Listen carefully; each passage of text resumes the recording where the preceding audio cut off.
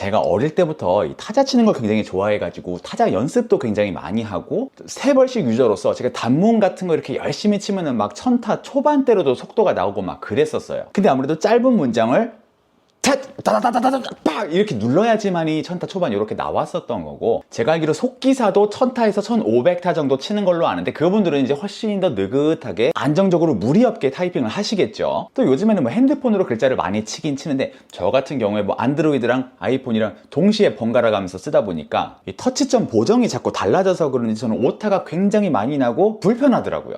그런데 힘도 들이지 않고 장문을 막 2000타, 3000타 속도가 나온다면 어떨까요? 조금은 이상한 사람처럼 보일 수는 있겠지만 저는 스피치 투 텍스트, STT라고 이 받아쓰기 기능을 요즘 굉장히 많이 사용하고 있습니다. 오늘은 여러분들이 받아쓰기로 정말로 빠르고 편하게 타자를 쓸 수 있는 소프트웨어 몇 개 추천드려 볼게요. 먼저 처음으로 소개해드릴 앱은 구글 닥스입니다. 구글 닥스 안에서 제공하는 STT라고 이 받아쓰기 기능이 있어요. 이게 굉장히 빠르고 정확하다는 장점이 있는데, 치명적인 단점은 뭐냐? 구글 닥스 안에서만 사용할 수 있다는 단점이 있습니다. 지금 보시면은 속도 굉장히 빠르죠? 얘가 조금씩 기다렸다가 글자가 나타나는 현상이 있기는 한데, 그거는 그 다음에 내가 하는 말에 따라서, 문맥에 따라서 좀 더 보정을 하려고 얘가 조금 더 기다리는 거지, 사실은 이렇게 기다리고 있을 때 엔터를 쳐준다거나 이런 식으로 바로바로 입력이 되게 할 수가 있고요. 지금 보시면은 엔터를 치면은 앞에 스페이스가 나온 거 혹시 보이시나요?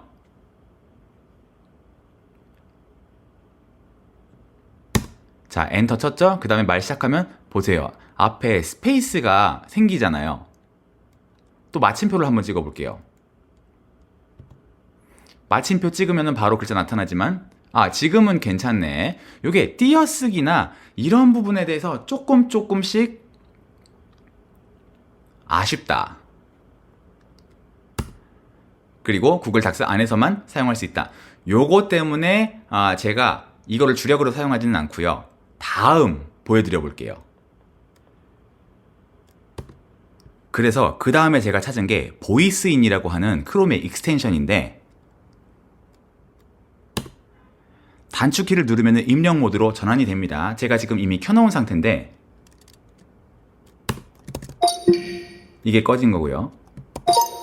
단축키를 누르면 이게 활성화가 됩니다. 그래서 우측에 보면은 뭐 하나 떠 있죠.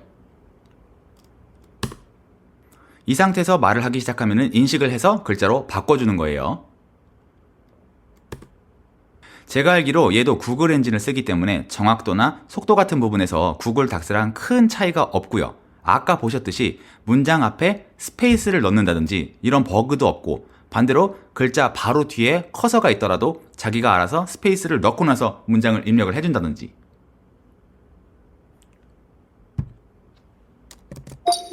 구글 닥스 같은 경우에는 여기에다 커서를 놓고 시작하면 또 붙여서 쓴다든지 이러거든요. 얘는 그런 게 없어요. 보세요. 자, 한번 테스트 해볼게요. 여기에 스페이스를 지가 알아서 띄워 놓고서 넣는다든지, 요런 부분이 확실히 사용성이 좋더라고요. 그리고 크롬 한정이긴 하지만은 브라우저 아니라면은 어디에서든지 이런 식으로 받아쓰기를 쓸 수가 있어요.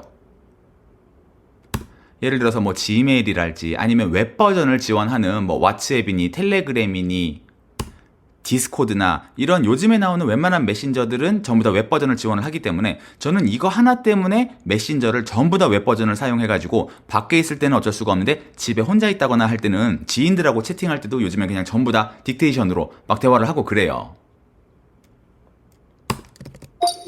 지금 보시면은 거의 저기가 없죠. 참고로 저는 이제 유료 버전을 사용을 하고 있는데, 여기에 유료로 결제를 하면 키보드 쇼컷이라 그래가지고 자기가 마음대로 켜고 끄는 거를 설정을 할 수가 있고, 그 다음에 이제 언어를 바꿀 수가 있습니다. 저 같은 경우 또 여러 가지 언어를 사용하니까 옵션 1번은 저는 한국어, 그 다음에 뭐 2번은 영어 이런 식으로 바꿔놨어요. 그렇기 때문에 아까 전에 여기서 보시면은 활성화하고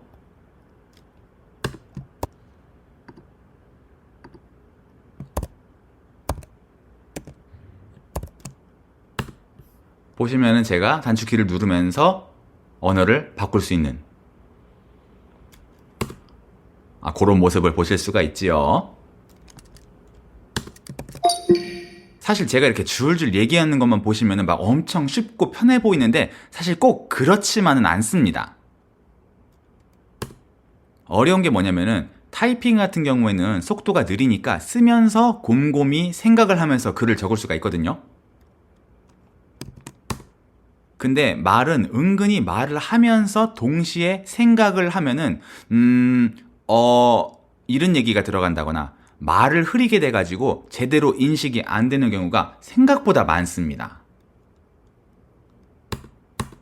저는 원래 머리가 똑똑하기도 하지만 이제는 적응이 돼가지고 말을 시작하기 전에 좀 생각을 하고 나서 시작을 하기 때문에 굉장히 편리하게 잘 사용을 하고 있다. 또 중간에 특히 이름 같은 부분, 명사죠? 혹은 띄어쓰기 같은 것들이 이상하게 나올 때가 한 번씩 있는데 그럴 때 커서를 움직여가지고 수정해주는 게 엄청 귀찮기는 합니다.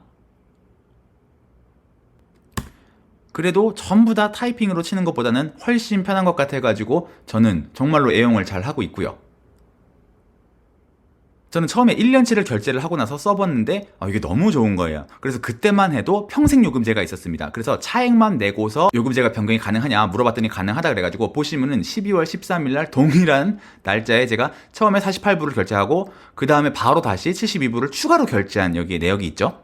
그래서 아무리 여러분들이 제 추천인 링크로 가입을 해도 저는 더 이상 연장될 것이 없다. 근데 사실 이게 평생 요금제인 줄 알았는데 봤더니 이 친구들 100년밖에 안 줬다. 아무튼 그래서 제가 아래에 링크는 달아놓겠지만은 저한테 콩고물이 떨어지는 건 없습니다. 순수하게 너무 잘 쓰고 있어서 제가 소개해드리는 거예요. 그리고 여기서 이걸 조금 땅땅 누르면은 참고로 맥OS 소노마 버전에서도 받아쓰기 기능이 있는데 사실 이게 어디에서든지 입력이 가능하기 때문에 품질만 좋으면은 베스트인 것 같은데 제가 마지막에 테스트했을 때는 조금 불만족스러웠었거든요. 방금도 좀 이상한 글자가 나타났다가 없어지죠. 지금 좀 테스트를 해보니까 예전보다는 확실히 좋아진 것 같은 느낌도 들고 아마 애플도 계속 개선을 해나가지 않을까 싶은 생각이 드는데 생각보다 굉장히 괜찮네. 아마 이게 인공지능을 활용을 해가지고 계속 지속적으로 개선을 해나가고 있는 게 아닌가 싶은데 나 이걸로 갈아탈까? 이거 쓸만한데요? 갑자기? 지난번에 써봤을 때는 엉망이었거든. 갓 출시됐을 때여서 그런가? 참고로 아이폰도 iOS 17부터는 우측 하단에 이게 마이크 버튼이 있어가지고 이 버튼을 누르기만 하면은 어디서든지 받아쓰기를 쓸 수가 있거든요. 근데 이거는 엔진이 아마 아까 보여드렸던 맥OS하고 비슷할 겁니다. 그래서 정확도는 아마 그거랑 크게 다르지 않지 않을까 생각을 하고요. 아마도 이것도 AI를 통해서 계속해서 개선을 하고 있지 않을까 생각을 해요. 지금 보니까 꽤 정확하다, 그죠? 근데 제가 써본 것 중에 가장 좋은 거는 구글 픽셀 한정으로만 사용할 수 있는데요. 이게 지보드 안에 있는 받아쓰기거든요. 근데 한글은 안 되는데 일본어 같은 거는 너무 빠르고 정확해. 고니치와今ちょっと日本語でテストしてみますね。速度とかこの正確性めちゃくちゃ速くてほぼ間違いはないんですよね。本当にこれ見てね感動しました。早いですよね. 그리고 삼성 갤럭시 같은 경우에 이렇게 파워 버튼을 누른 채로 말을 하면은 이렇게 받아쓰기가 되기 때문에 요게 유저 인터페이스가 굉장히 편하더라고요. 그죠? 어디서든지 누르기만 하면 돼.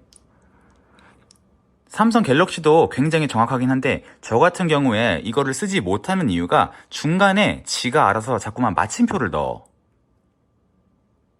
그래서 카톡 같은데 실제로 이제 이야기를 하다 보면은 마침표를 중간에 자꾸 찍는데 그게 저는 좀 아재스럽더라고요. 그래서 중간중간에 수동으로 마침표를 자꾸 지워줘야 되는데 아까 보여드렸던 구글 보이스 타이핑 같은 경우에는 마침표를 넣지 않는 옵션이 있거든요. 그래서 그걸 키면 되는데 갤럭시의 지금 삼성 키보드 같은 경우에는 그런 중간에 마침표 같은 거를 끄는 기능이 없어. 저 위에 보시면 옵션이 있거든요. 옆에도 있죠. 그래서 그거 하나 때문에 좀 저는 사용을 못하고 있어요. 그래요. 제가 처음에 여기 관심이 생겼던 작년 말까지만 해도 이 앱에 따라서 이 편차나 퀄리티의 차이가 굉장히 심했는데 오늘 좀 테스트 하면서 이렇게 촬영을 해보니까는 그때보다 이 성능이 상향 평준화가 굉장히 많이 된 느낌이 들어가지고 여러분들 취향에 맞는 거 아무거나 써도 되지 않을까 좀 그런 생각이 드네요. 다만 오늘 보여드린 것보다도 실제로 사용을 하다 보면은 뭐 친구 이름이나 아니면 뭐 명사 같은 것들, 또 새로 나온 뭐 유행어 같은 것들은 꽤 정확도가 떨어질 수가 있기 때문에 사용하시면서 아마 수정을 좀 많이 해주셔야 될 것 같기는 하지만 그래도 타이핑을 전부 다 치는 것보다는 훨씬 더 빠르고 편하다는 거 기억을 하시면서 그럼 오늘도 영상 봐주셔서 감사하고 저는 또 다음 영상에서 뵙도록 하겠습니다. 여러분, 들어가세요. 네.